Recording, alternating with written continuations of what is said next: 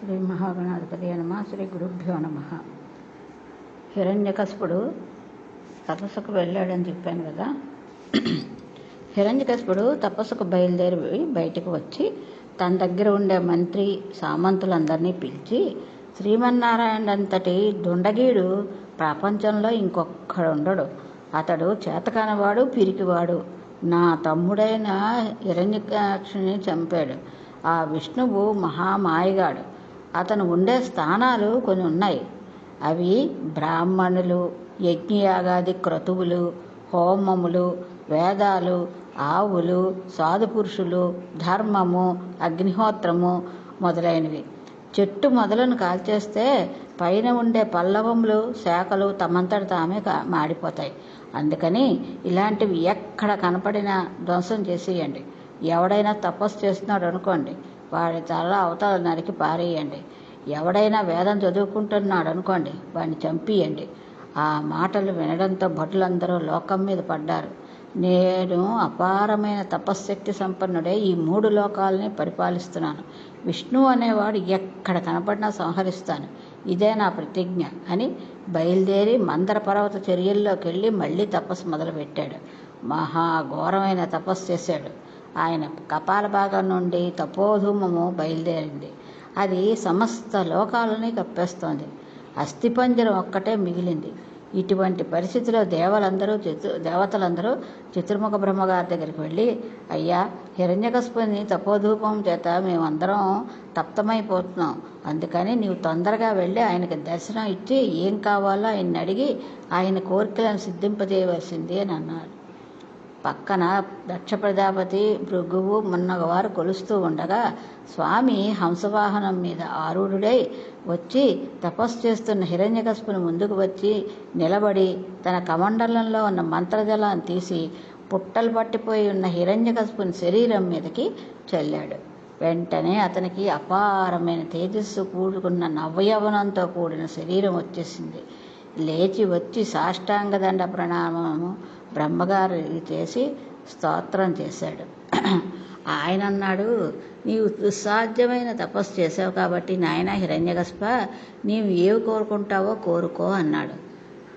అప్పుడు హిరణ్యకశిపుడు అన్నాడు, తనకు మృత్యుభయం ఉండకూడదు, గాలి చేత చచ్చిపోకూడదు, ఏ దిక్కు నుంచి వస్తున్న ప్రాణి చేత చచ్చిపోకూడదు, పైన చచ్చిపోకూడదు, కింద చచ్చిపోకూడదు, ఇంట్లో చచ్చిపోకూడదు, బయట చచ్చిపోకూడదు, ఆకాశంలో చచ్చిపోకూడదు, ప్రాణం ఉన్న వాటి వలన చచ్చిపోకూడదు, ప్రాణం లేని వాటి వలన కూడా చచ్చిపోకూడదు, మృగముల చేత, పక్షుల చేత, యక్షుల చేత, గంధర్వుల చేత, కిన్నరుల చేత, దేవతల చేత, అస్త్రముల చేత, శస్త్రముల చేత, వేటి చేతగా పగలు గాని రాత్రి గాని మరణం లేని స్థితిని నాకు కటాక్షించు అని కోరాడు. ఈ కోరికను విని బ్రహ్మగారు ఆశ్చర్యపోయారు. తదాస్తు ఇచ్చేశాను, కానీ కొంచెం క్షేమంగా ఉండి నేర్చుకుని లోకం గురించి అనుకూలతో మంచి నడవడికతో ప్రవర్తించు సుమా అని చెప్పి బ్రహ్మగారు హంసవాహనం ఎక్కి వెళ్ళిపోయారు. ఇంకా హిరణ్యకశిపుడు రాజధాని తిరిగి వచ్చి అందరినీ పిలిచి, నేను వరములు పుచ్చుకుని వచ్చేశాను. ఇప్పుడు విష్ణువు ఎక్కడున్నాడో పట్టుకుని సంహారం చెయ్యాలి.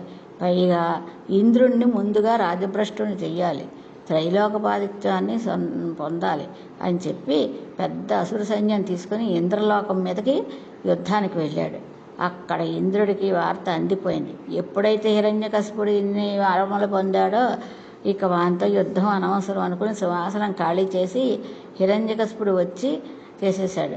హిరణ్యకశిపుడు వచ్చి అమరావతిని స్వాధీనం చేసుకున్నాడు. యజ్ఞయాగాదులు క్రతువులు లేవు. హవిస్సులన్నీ హిరణ్యకశిపుడికే భయంకరమైన పరిపాలన సాగిస్తున్నాడు. ఇప్పుడు దేవతలందరూ చాలా రహస్యమైన సమావేశం చేసి తమ కష్టాలు తీర్చమని శ్రీమన్నారాయణ్ణి ప్రార్థన చేశారు. అంతే, అశరీరవాణి వినపడింది. మీరందరూ దేని గురించి బాధపడుతున్నారో నాకు తెలుసు. మీరు నాకు ఏమీ చెప్పక్కర్లేదు. నేను సమస్తమూ తెలిసి ఉన్నవాడిని. కానీ నాకంటూ ఒక నియమం ఉంది. వాడు ధర్మం నుండి వైక్లభ్యం పొందాలి, బాగా ధర్మం తప్పిపోవాలి. అప్పుడు వాడిని పట్టుకుని చంపేస్తాను అని స్వామి ప్రతిజ్ఞ చేశారు. ఆ పని వాడు ఎప్పుడు చేస్తాడా అని అది కూడా మీకు చెప్తున్నాను. వానికి ఒక కొడుకు పుడతాడు. అతని పేరు ప్రహ్లాదుడు, మహాభక్తుడు. అటువంటి ప్రహ్లాదుడిని ఆపదల పాలు చేయడం ప్రారంభిస్తాడు. ఆనాడే వాడిని సంహరిస్తాను. అందుకని మీరు ఎప్పుడూ బెంగ పెట్టుకోకండి అన్నాడు.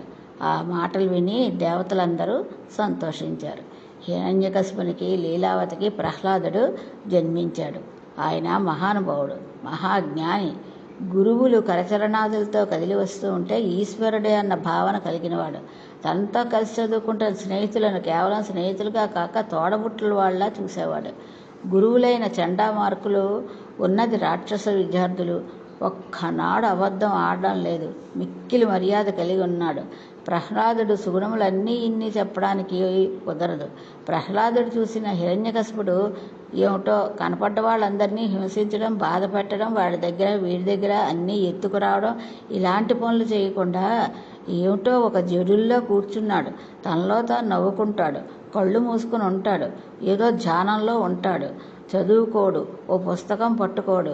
వీడు రేపొద్దున్న సింహాసనానికి ఉత్తరాధికారి ఎలా అవుతాడు, ఎలా కూర్చుంటాడు, ఎలా పరిపాలన చేస్తాడు, రాక్షసులను ఎలా సుఖపెడతాడు అని బెంగ పెట్టుకున్నాడు హిరణ్యకశిపుడు. అందుకని శుక్రాచార్యుల వారి కుమారులైన చండామార్కుల వారిని పిలిచాడు. అయ్యా, మీ భృగువంశం మా రాక్షస జాతిని ఎప్పటి నుంచో ఉద్ధరిస్తోంది. మా బిడ్డడైన ప్రహ్లాదుడు జడుడుగా తిరుగుతున్నాడు. వీనికి నీతిశాస్త్రము, ధర్మశాస్త్రము, కామశాస్త్రము బోధ చేయండి. వీని యందు కొంచెం కదలిక వచ్చి 4 విషయాలు తెలుసుకుని 10 మందిని పీడించడం నేర్చుకుంటే నా తర్వాత సింహాసనం మీద కూర్చోవడానికి కావలసిన యోగ్యత కలుగుతుంది అని ప్రహ్లాదం తీసుకుని చండు మార్కుడికి అప్పచెప్పాడు. ఆ రోజుల్లో రాజాంతఃపుర ప్రాంగణంలో ఒక విద్యాలయం ఉండేది. అందులో గురువులు శిష్యులకు విద్యలు నేర్పుతూ ఉండేవారు. ప్రహ్లాదుడు చిత్రమైన పని చేస్తూ ఉండేవాడు. ఆయన ఏకసంతాగ్రాహి. గురువులు చెప్పిన విషయాన్ని వెంటనే ఆయన మేధతో పట్టుకునేవాడు. కానీ తాను మాత్రం మరల బదులు చెప్పేవాడు కాదు. ఏమీ మాట్లాడేవాడు కాదు. అన్నీ వినేవాడు. వాళ్ళు అర్థశాస్త్రం నేర్చుకోమంటే నేర్చుకునేవాడు. వాళ్ళు దుర్మార్గమైన నీతులు చెప్తే ఆ నీతులు నేర్చుకునేవాడు. అప్పటికి వాళ్ళు చెప్పింది నేర్చుకునేవాడు, కానీ అది మనసులోకి వెళ్ళేది కాదు. అనగా అంత దుష్ట సాంగత్యమునందు కూడా తన స్వరూప స్థితిని తాను నిలబెట్టుకున్న మహాపురుషుడు ప్రహ్లాదుడు. అటువంటి స్థితిలో ఒకనాడు హిరణ్యకశిపునికి తన పిల్లవాని బుద్ధిని పరీక్షించాలని ఓ కోరిక పుట్టింది. గురువులు దగ్గరికి వెళ్ళి, మీరు చెప్పిన విధిని మేము నిర్వహించాం, మీ అబ్బాయి చాలా బాగా పాఠాలు నేర్చుకున్నాడు అన్నారు. అందుకని తన పిల్లవాని సభా మంటపానికి పిలిచాడు. తన కొడుకు తన తొడ మీద కూర్చుని అవన్నీ చెబుతూ ఉంటే సభలో ఉన్నవాళ్ళు చూసి తన కొడుకు తనకంటే మించినవాడని పొంగిపోవాలని ఆయన అభిప్రాయం. అందుకని సభకు పిలిపించాడు. ప్రహ్లాదుడు వస్తూనే తండ్రికి సాష్టాంగ నమస్కారం చేశాడు. 2 చేతులు చాపి తన పిల్లవాడిని ఎత్తుకున్నాడు. తన తొడ మీద కూర్చోబెట్టుకుని, నువ్వు ఏమి నేర్చుకున్నావో ఏవో 4 మాటలు చెప్పు. నీవు నేర్చుకున్న దానిలో నీకు ఇష్టం వచ్చింది, నీకు బాగా వచ్చింది, నచ్చినది ఏది ఉందో అది ఒక పద్య రూపంలో చెప్పు అని అడిగాడు. అప్పుడు ప్రహ్లాదుడు అన్నాడు, ఎల్ల శరీరదారులకు నిల్లను చీకటి నూతి లోపలందళ్ళక వీరు నేను మతిభ్రమణంబున ఖిన్నులై ప్రవర్తిల్లక సర్వమున్నతిని దివ్య కళామయమందు విష్ణునందుల్లము చేర్చి తారడవి నుండుట మేలు నిశాచారగ్రణి. ప్రతి జీవుడు, ప్రతి శరీరధారి శరీరాన్ని పొంది ఇల్లనే చీకటి నూతిలోకి దిగిపోయి అక్కడి నుంచి నేను, మీరు అనే భావంతో, అహంకారంతో, మమకారంతో నాకే మేలు జరగాలి, నా వాళ్ళకే మేలు జరగాలి, ఎదుటి వాళ్ళకి కీడు జరగాలి అని అనుకుంటూ ఉంటారు. నేను, నా వాళ్ళు అనే భావం విడిచిపెట్టి జగత్తంతా ఉండేది పరబ్రహ్మమే అనుకుని గుర్తెరిగి వాడు ఘోరారణ్యంలోకి వెళ్ళి కూర్చున్నా ఉద్ధరింపబడతాడు. ఇది తెలుసుకోకుండా నేను, నాది అన్న భావం పెంచుకున్నవాడు ఊరు నడుమ కూర్చున్నా అటువంటి వాడి వల్ల కలిగే ప్రయోజనం ఏమీ లేదు. ఎందుకు వచ్చిన దిక్కుమాల రాజ్యం నీకు ఇది? ఇంత తపస్సు చేసి నువ్వు ఏమి తెలుసుకున్నావు? అందుకని నీవు మార్చుకోవాల్సిన పద్ధతి ఉంది అని తండ్రితో మాట్లాడాడు ప్రహ్లాదుడు హిరణ్యకశిపునితో. కనుక అన్యాపదేశంగా మాట్లాడాడు. తన మాటలు విని హిరణ్యకశిపుడు తెల్లబోయాడు.